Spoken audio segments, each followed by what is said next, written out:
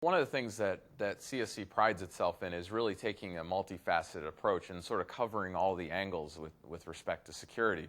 One of the things that's most important is really understanding the fact that bad guys can use just about any type of approach when they're attacking a website or network or any sort of computer that's connected.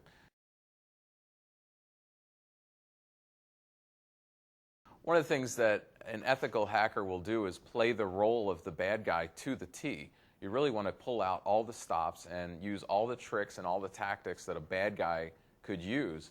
The idea being, if you use all the tactics and you sort of cover all the bases, you lower your amount of risk. And when the bad guys eventually come along, you've got the problems fixed ahead of time. CSC pays me to do research, and one of the things that I research is exactly what it is that the bad guys are up to. And we use that information to help protect our clients. So for example, if a new exploit comes out that is designed to break into web servers, we'll actually take that exploit and sort of look at it and say, well, what's the threat to our clients? And how exactly can we use this in a defensive role?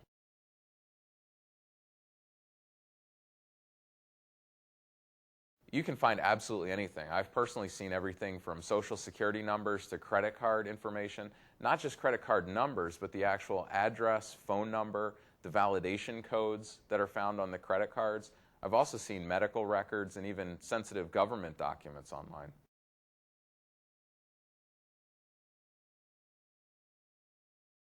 The risk to a company is varied.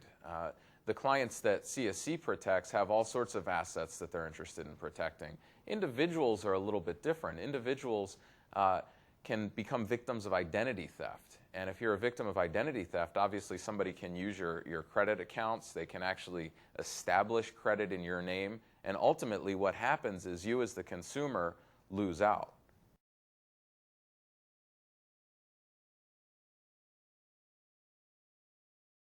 First of all, the safeguards that CSC uses for our clients are multifaceted. There's a lot of different layers that are involved in this security.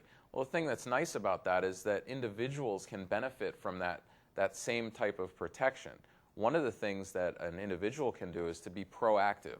If you're using the Google search engine, for example, you go into Google, you put your name, your address, you see what comes up. You get an idea of your internet presence.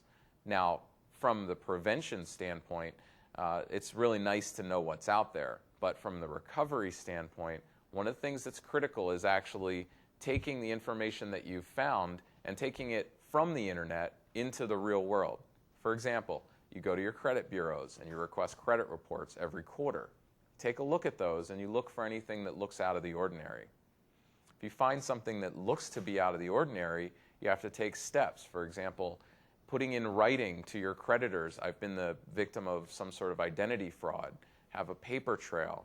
Contact state and local law enforcement. Talk to them and say, I've been a victim. Can I get a police report? Send a copy of that to your creditors. Put a fraud alert on your credit accounts. There's lots of things available. I'd certainly recommend going to sites like consumer.gov and actually seeing what the FTC recommends for this sort of thing.